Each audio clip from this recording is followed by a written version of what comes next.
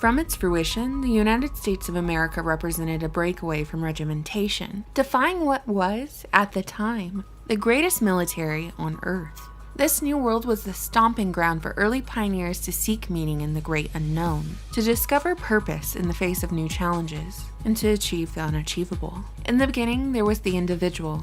There were families. There were communities. And then, rather suddenly, the new world regressed into the ways of old, cycling backwards with the advent of compulsory schooling under a central government monopoly, conditioning warehoused children to grow into warehoused adults.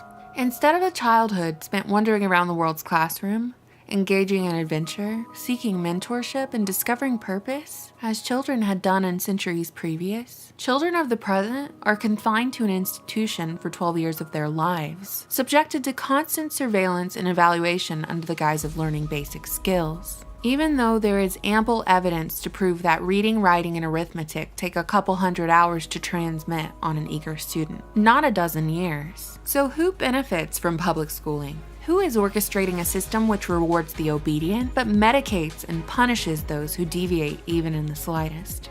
Who is funding this hidden curriculum? The link between school and state was established in pre-Socratic Greece. Back in the day, the goal of schooling was to mold young boys into obedient warriors, with the system promoted and supported by the upper echelon of society. In the prominent military city-state of Sparta, compulsory schooling was enforced by forcibly taking young boys from their mothers and training them for 12 years under state-controlled supervision. Fast forward to the year 1717. When a national public school system was instituted in Europe by the Kingdom of Prussia, the power of that school system was harnessed after Prussia's defeat at the hands of Napoleon, with Prussia attributing their loss to disobedient soldiers. In order to compete with Great Britain and other imperial powers, Prussia sought to increase the state's hold on society. The result was that parents were fined if they failed to send their child to school. This method of compulsory public schooling served as a means of ensuring the state's position as guardian over the children during their key developmental years. Students were divided by age, like one would group products by date of manufacture, and these students moved through school like an assembly line, specific information being delivered at specific times, with the final product being a predictable and easy-to-control herd. While the origins of public school in the United States can be traced back to 1647 Massachusetts, private and decentralized schooling reigned supreme in the New World. It was the parents' responsibility to provide their child with a basic education, but in many cases, the responsibility of education shifted from parents to local communities, which would hire a schoolmaster to teach the children to read and write. Private schools and educators were subject to competition, forcing these institutions and individuals to provide unique value to students. Despite the notion that folks were by and large illiterate back in the day, recorded book sales of that time tell a much different story. Noah Webster's spelling book sold 5 million copies to an estimated population of 20 million in 1818. Thomas Paine's Common Sense pamphlet sold 120,000 copies to a colonial population of 3 million. So when career politician Horace Mann arrived on the scene and lobbied for a Prussian-inspired model of compulsory schooling and training schools for teachers, it wasn't out of society's inability to provide private and sufficient education for a spectrum of social classes. Instead, a perfect storm emerged in the decades leading up to the American Civil War that created an ideal atmosphere to introduce state control of public schooling. And it went a little something like this. When man met machine during the Industrial Revolution, agricultural communities dwindled, and families migrated to the city to find work, the fallout of which was the dismantling of the family economy, the destruction of small, self-sufficient local communities, an ever-growing dependency on remote authority, and the emergence of a new nobility. Industrial titans and family names we still recognize and answer to this day. You see, families of big industry like the Carnegies and the Rockefellers had learned a valuable lesson from history. They realized the industrial poor who were barely earning a living wage in their warehouses and factories were the revolutionists of days past. They knew that, in order to maintain control over their human cattle, their herd needed to be tended and cultivated, otherwise revolution, and perhaps even a little competition, was inevitable. Shortly after the Civil War, the Department of Education was established as the federal office but quickly downgraded in response to the concern over federal encroachment in state matters. By 1890, most states had implemented a Prussian-inspired compulsory public school system, and it was during that time that corporate interests set their sights on a new venture: the business of education. Philanthropy is, by definition, the desire to promote the welfare of others, expressed especially by the generous donation of money to good causes. It should be stated that philanthropic institutions have undoubtedly done some good for someone out there. But if we study the patterns of history, an obvious truth emerges. Philanthropy is essential for establishing familial power. In the case of the Rockefellers, philanthropy has served as a vehicle to shape public reputation, and this favorable reputation has proved more powerful than any tool that could be purchased. The illusion of benevolence allows select families, not elected officials, sway over public affairs. Furthermore, money given away to foundations can be given away to produce profit for the family, whilst deducting those donations from their taxes. More money into the well-oiled machine of compulsory schooling, which pushes a curriculum of rewritten history, memorization of fake facts, and the lessening of the individual with the goal of cranking out predictable adults to serve as employees and consumers, which means a wealth of income for corporate families who invest in education. The founding brothers of the Rockefeller oil monopoly, whose father was called Devil Bill as he was a well-known con artist and snake oil salesman, funneled $129 million into the creation of the General Education Board, which shaped our current schooling system. The Rockefellers and the Carnegie Foundations were key in managing schools specifically for African Americans in the South, using their private wealth to shape race relations. Meanwhile, the philanthropic Rockefeller Foundation began to fund medicine and medical studies, in tandem with actively participating in the funding of eugenics in the US, as well as globally. They were a primary financer of an institute that served as the Center for Eugenics Research until 1939. As a side note, how many Rockefeller children do you reckon attended public school over the last century? How many of our presidents or vice presidents attended public school? And how many attended private, elite boarding schools, where the curriculum was focused on problem-solving ability, the relationship between past, present, and future, and an emphasis on debate with the goal of producing a confident, innovative student? While the public school system was initially intended to be controlled by local governments within the states, as the years progressed, corporate advocates pushed for more consolidation and greater centralization of education. The full-on government takeover of taxpayer-funded education didn't all happen at once, of course.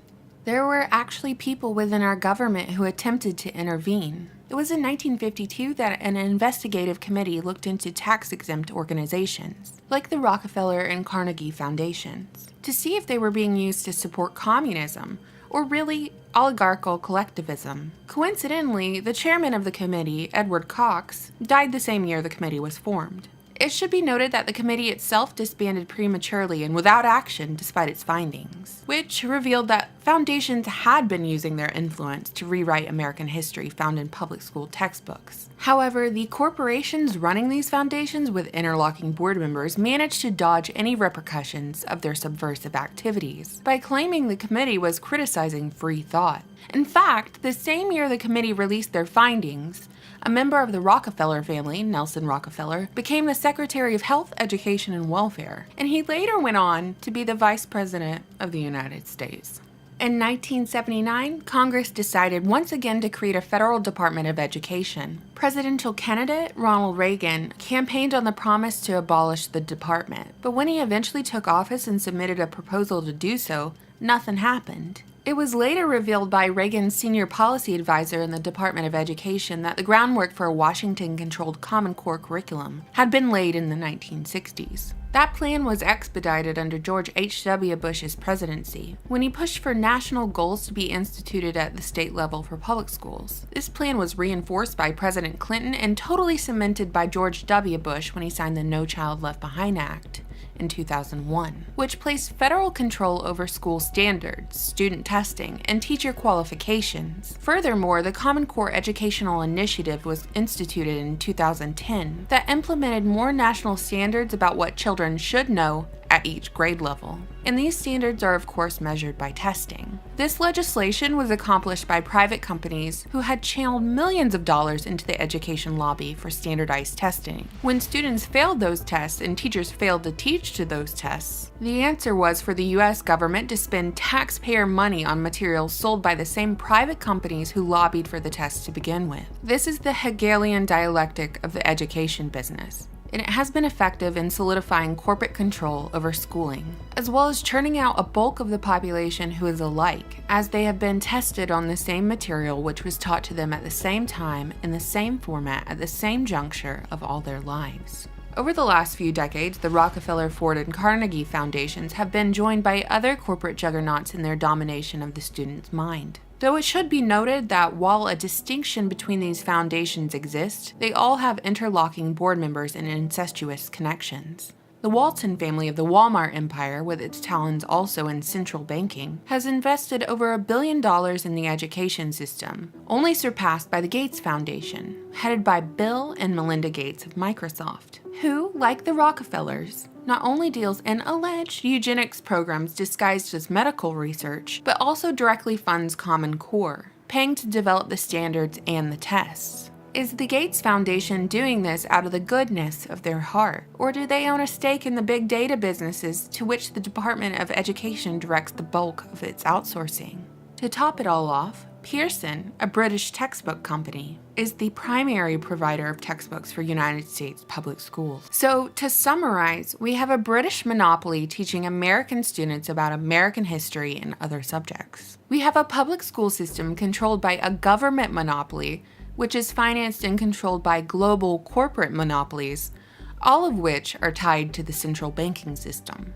If we follow the money from start to finish, corporate control of the public school system was made possible in the aftermath of the Civil War, during which Congress passed the Act of 1871, providing a government for the 10-mile parcel of land between Virginia and Maryland, the Virgin Mary we now call the District of Columbia. A city-state with its own police force, mayor, and its own set of laws. The Act of 1871 changed our country's founding fathers' original wording of the Constitution, and ultimately overturned the United States Constitutional Republic. Since 1871, the federal government has usurped nearly all the power that was formerly held in the hands of the people.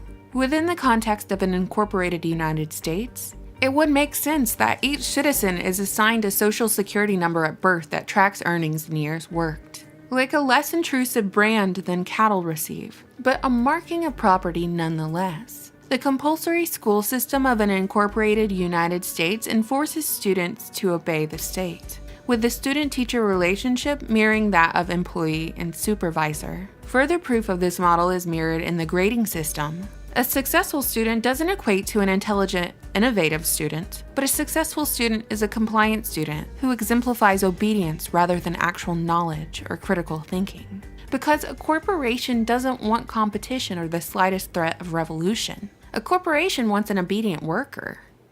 Compulsory education is compulsory subordination. This system is the very antithesis of education, and children of today have it even worse than previous generations. These children are now under constant surveillance and evaluation. These children are trained to wait on other people, for experts to tell them what to do, to pay attention until there is another distraction, and the distractions are endless. Students have no privacy at home either. Hours of homework follow them to the dinner table. The programming they consume in their downtime, the television, the video games, the good portion of the YouTube videos, all enforce the indoctrination taught at school, to believe in the infallibility of authority. The majority of children in the school system right now will grow into adults who are absolutely incapable of telling any form of authority what they want, and instead they will accept what they get. Teachers of the present have to function as surrogate parents because a portion of their students in their overcrowded classrooms are lacking one or both parents at home. And these teachers cannot teach at a higher level than the textbook due to the ubiquity of standardized tests. The reality is, there is no reform for the system. It's a system that operates exactly as it was designed. Any amount of energy or anger directed at the human farmers of the system is unproductive and ultimately a distraction. And the purpose of this video is not to encourage violence or negativity towards the corporate monopoly, only awareness.